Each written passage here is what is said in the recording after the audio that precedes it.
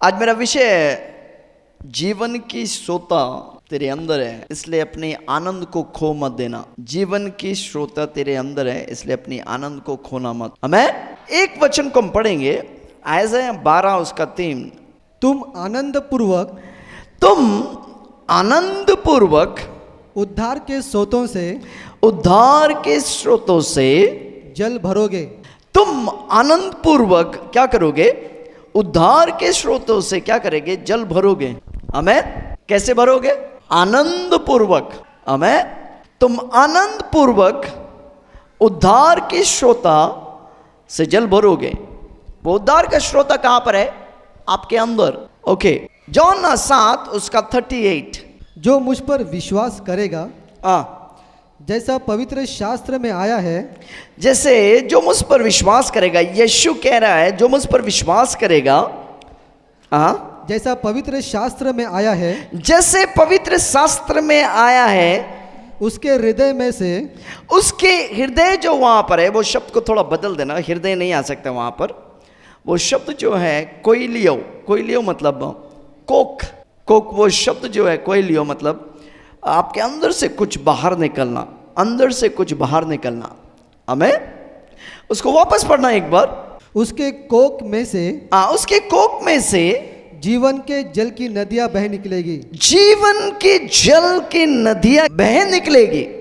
हमें तो आपके अंदर क्या है? नदियां हैं। हमने 2 वचन को पढ़ा। पहला वचन क्या था? तुम आनंद पूर्वक उद्धार के स्रोतों से जल भरोगे।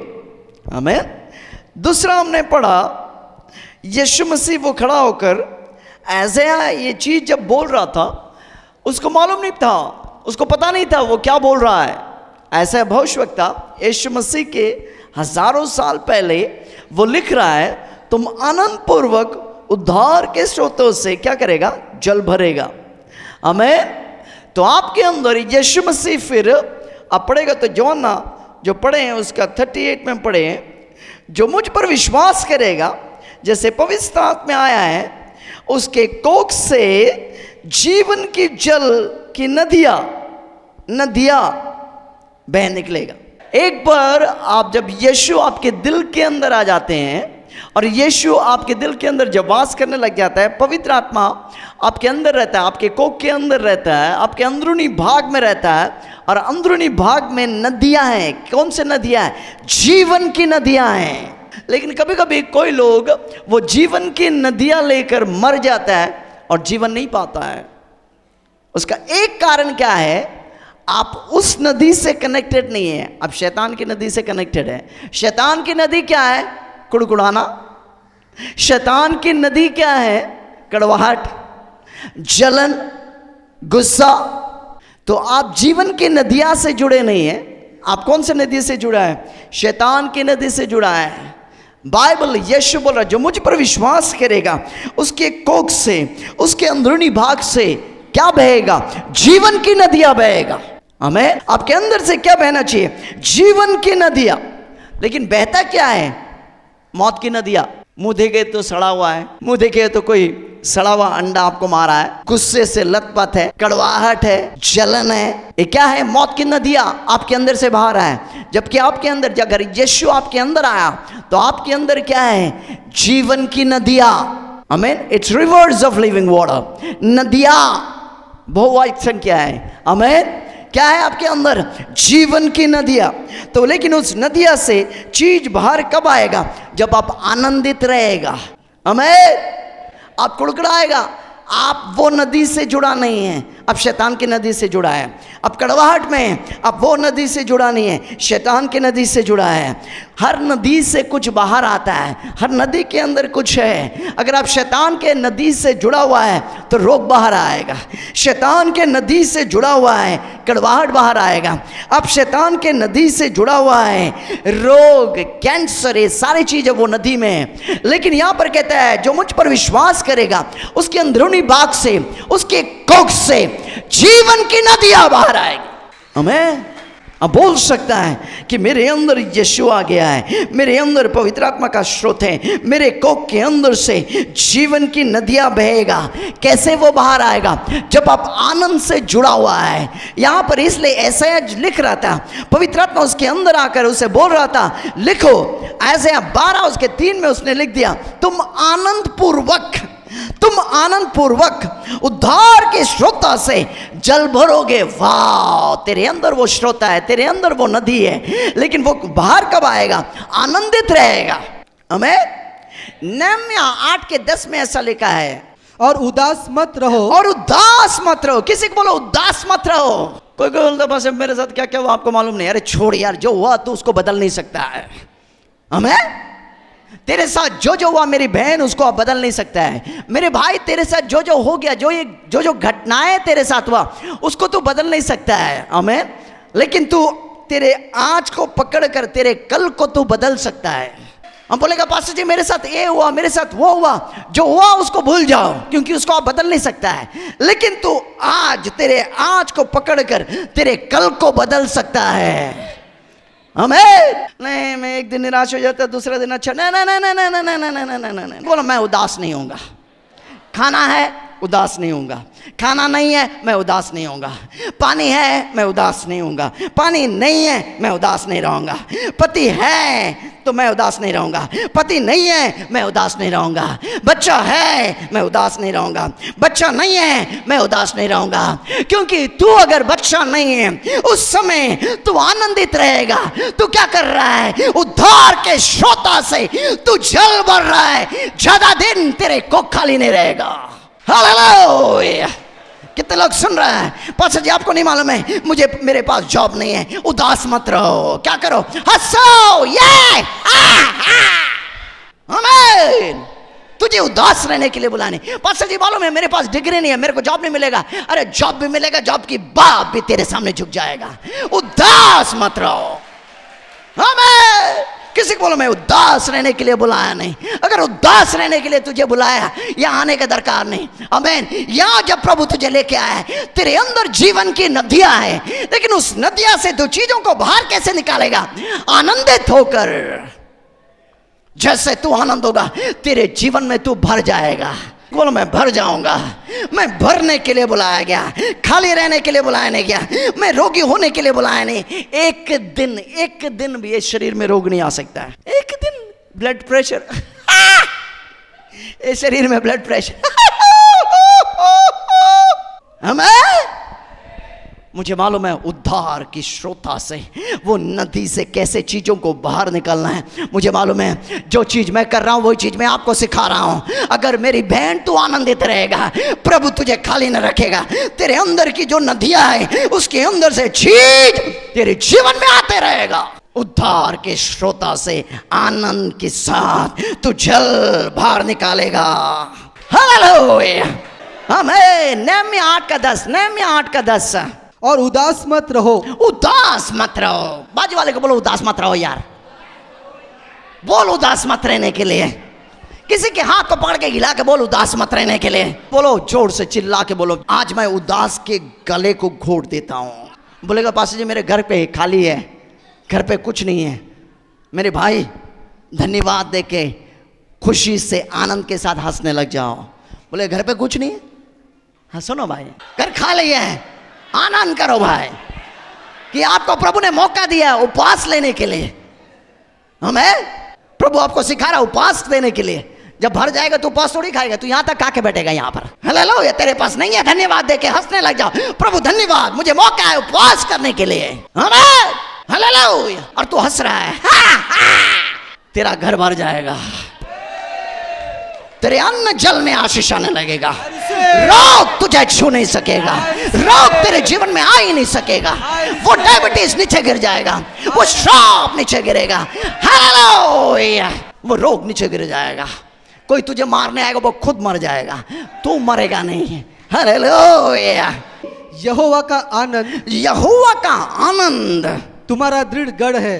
तुम्हारा दृढ़ गढ़ है। यहोवा का आनंद तुम्हारा क्या है? दृढ़ गढ़ है। आमीन। हालेलुया। एक जगह बोल रहा दृढ़ गढ़ है, एक जगह बोल रहा गढ़ है, एक जगह बोल रहा वो मेरा बल है। उसका मतलब जब आप आनंद नहीं खोएगा तो बल नहीं खोएगा। अगर बल नहीं खोया, तेरे पास जीवन की श्रोता से तू नदियां निकालते रहेगा, जीवन की श्रोता से तू आशीष पाता रहेगा, जीवन की श्रोता से चीज बाहर आता रहेगा। बोलो मेरे अंदर नदियां हैं, आमीन। जीवन है, चंगाई है, आशीष है, पैसा है, जिंदगी है। बाहर कैसे आएगा? केवल आनंदित रहो, आमीन, हालेलुया। प्रभु का आनंद मेरा दृढ़ गढ़ है। प्रभु, you know, the joy of the Lord is my fortress, the joy of the Lord is my refuge, the joy of the Lord is my place of protection। उसका मतलब प्रभु का आनंद जो है सुरक्षा का जगह है। अगर आप आनंद करेगा, कोई शत्रु तेरा खिलाफ जो है वार नहीं कर सकता है। तू आनंदित रहो, आमीन। बोलो मैं आनंदित रहूंगा और यही मेरी सुरक्षा का जगह है, आमीन, आमीन। जॉब नहीं है, आप डांस कर रहे हैं। खाना है, अब डांस कर रहे, हमें सब्जी अच्छा नहीं बना, अब डांस करके बोल रहा है पत्नी मैं तेरे से प्यार करता हूं, हालेलुया, हमें। ओके, एक वचन को हम पढ़ेंगे, रोमी 12 उसका 12। आशा में आनंदित रहो। आशा जो शब्द है दैट इज कॉल्ड एल्पिस। एल्पिस मतलब उपेक्षा, अपेक्षा, अपेक्षा, अपेक्षा, एक्सपेक्टेशन। आप एक विश्वासी, आपके जीवन में क्या रहना चाहिए? अपेक्षा। अब बोलेगा पास्टर जी अपेक्षा क्या है? कि मेरे जीवन में अच्छा होने वाला है, अच्छा हो रहा है, अच्छा होते रहेगा, आमीन। अगर आपके पास आशा नहीं है, आपके विश्वास टूटा हुआ है। अगर आपके पास सही आशा नहीं है, आपके विश्वास के नाव जो है ढोल रहा है, और कुछ ही दिन में वो विश्वास का नाव जो है आप डूब जाएंगे। ओके, सही आशा यानी अपेक्षा। जीवन में अपेक्षा करते रहो कि मेरे साथ भलाई होगा, मेरे साथ अच्छा होगा। अब बोल रहे कि क्या का अपेक्षा करने का, क्या चीज है? अरे नहीं, अपेक्षा करो कि तेरे साथ भलाई होगा, तेरे साथ भलाई होगा, तेरे साथ भलाई हो रहा है और तेरे साथ भलाई होते रहेगा। अपेक्षा करो। किसी को बोलो ओके, आशा में, अपेक्षा में क्या करो? आनंदित रहो, आनंदित रहो। अपेक्षा करके मिलता नहीं है, क्योंकि तू यार सड़े अंडे की जैसा मुंह बनाया है। मुझे ए चाहिए, मुझे ओ चाहिए, 2 पल प्रभु दे दो। प्रभु धन्यवाद तूने दे दिया। प्रार्थना करके जैसे उठा, पति को 2 गाली दे दिया। कैसे मिले? वहां पर लिखा आशा में, अपेक्षा में क्या करो? आनंदित रहो। तू मांग रहा है, उसके बाद धन्यवाद दे रहा है, उसके बाद नाच रहा है, पति के सामने नाच रहा है। अभी तू कोई चीज मांग रहा है और सासू मां को देखने से 36 का आंकड़ा, कैसे मिलेगा? यानी एक नजर प्रभु के ऊपर, एक नजर सासू मां के ऊपर। पास्टर जी सब सुधर जाएगा, मेरा सासू मां नहीं सुधरेगा। अरे छोड़ यार, उसको छोड़ दे, तू आनंद कर। क्या कर रहा है वहां पर? क्या बोल रहा है? अपेक्षा में क्या करो? आनंदित रहो। Be there, be in the place of joyful fullness of joy. Be in that place, just be in that place, don't move from there. When you're hoping something, elpis yani expectation, when you're expecting something from the Lord, be let your being be in that place of expectation. When your being is in that place of expectation, क्या करो? आनंद बनाओ। Oh yes, hallelujah. Job नहीं है, आपने प्रार्थना किया, यहां पर आया, मैंने बोला जॉब मिल गया, आप जाके सीधा पत्नी को एक तमाचा मारता है। अच्छा खासा प्रभु जॉब लेके आ रहा था, जॉब चला गया, बाजू वाले को चला गया। कभी कभी किसी के पास ऐसा देखता है, आशीष आ रहा, अचानक देखिए बाजू वाला लेके चला गया। बोलो मेरे आशीष को कोई चुरा नहीं सकता है। आज से मैं सीख लिया, जीवन की नदियां से मैं आनंद के द्वारा जीवन की स्रोतों से मैं जल निकालेगा। आनंदित रहो। You can not help it but to be, be happy, be joyful, hallelujah. वहां पर क्या लिखा है? आशा में क्या करो? आनंदित रहो। और क्लेश में स्थिर रहो। क्लेश में स्थिर रहो।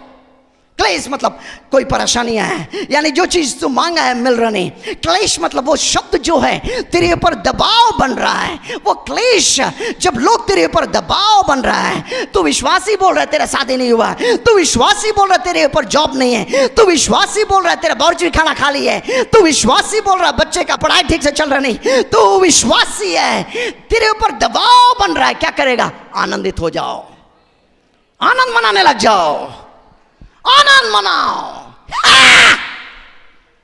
जब दबाव आएगा, दबाव में पिसने मत जाओ, दबाव में मुंह खोल के हंसने लग जाओ। जीवन की नदियां से, जीवन की स्रोत से वो जल निकालते रहो। हालेलुया। क्या होगा? आमीन। वो क्लेश में तुझे स्थिरता आ रहा है, वो दबाव में तू स्थिर बन रहा है। लोग यहां पर आते हैं, थोड़ा परेशानी आते, बोलता है प्रभु भी नहीं चाहिए। है तेरी की, तू है तेरी की क्या? मामा बोला आजा आजा आजा बेटा जल्दी, और ज्यादा थोड़ा 5-6 बार और बोलो है तेरी की। मामा का गला लग जाता है, टकला मामा का गला लग जाता है। एक तो वो टकला है, तुझे टकला करके, क्योंकि तू टकला है तू यहां पर आया। तू टकला नहीं तो तू यहां पर आता रे? नहीं, तू जानता है तू टकला है इसलिए तू यहां पर आया।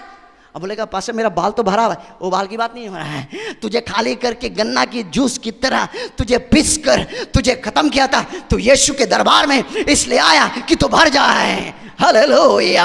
आमीन। जब तू यहां पर है क्या करना है? बाइबल बताते हैं क्लेश में स्थिर रहो। जब दबाव आ रहा पीछे मत उठो, खड़े रहो, आनंदित हो जाओ। नदियां जो है तेरे अंदर, जो नदियां की जो स्रोत है उसके अंदर से तो पानी बाहर निकाल रहा है, तो भर जाएगा। आमीन। एक प्रभु के दास गाड़ी पे जा रहा था, उसका गाड़ी जो है कम से कम 4-5 बार उल्टा हुआ। उसके पत्नी बाजू में बैठा हुआ था, वो डरा नहीं, धन्यवाद लेने लगा। और वो उसके मुंह से मैं सुन रहा हूं, वो दोनों को पकड़कर गाड़ी के बाहर निकाल दिया। स्वर्गदूत आके गाड़ी के बाहर निकाल दिया। बाहर खड़ा है वो, गाड़ी यहां पर पड़ा, वो उल्टा। आशा में क्या करो? आनंदित रहो, अपेक्षा में आनंदित रहो। और क्या करो? आगे आगे क्या बोल रहा है? क्लेश में स्थिर हो जाओ। क्लेश मतलब तेरे ऊपर वो शब्द जो है दबाव आ रहा, स्थिर रहो। मैंने हटने वाला है, गला कट जाएगा लेकिन प्रभु को नहीं छोड़ूंगा। खड़े रहो, देखो, you will see the salvation of your God. तो प्रभु के उद्धार को देखोगे, उद्धार के कार्य को देखोगे। खड़े रहो, टेंशन मत लो, टेंशन वापस उसी को दो। आज मैं बोल रहा हूं, प्रभु का प्रेरित बोल रहा है तेरे लिए कि तेरे साथ भलाई होगा, तेरे साथ भलाई होगा मेरे भाई, भलाई होगा। जो तेरे विरुद्ध उठेगा वो गिरेगा, जो तेरे विरुद्ध उठेगा वो मरेगा, लेकिन तू खड़ा रहना। खड़ा है, तेरे साथ भलाई होगा, तेरे साथ भलाई होगा, तेरे साथ भलाई होगा, तेरे साथ भलाई होगा, तेरे साथ भलाई होगा। आमीन। बहन तू मर नहीं सकता है, मेरे भाई तू मर नहीं सकता है। मौत तेरे लिए बनाया नहीं गया, मौत को जीत लिया। जिसके पास तू आया मौत को जीत लिया। मौत को केवल जीते नहीं, मौत को चीर कर फाड़ कर वो बाहर आया। यीशु मसीह बोल रहा है जो मुझ पर विश्वास करोगे, उसके अंदरूनी भाग से, यानी उसकी कोख के अंदर से, कोख शब्द जो है, वो शब्द जो है वो कोख, हृदय नहीं है, कोख। कोख मतलब कोख इसलिए कहा गया है कि उसके अंदर से कुछ उत्पन्न होने वाला है। लेकिन वो कैसे उत्पन्न होगा? जब तू आनंदित रहेगा।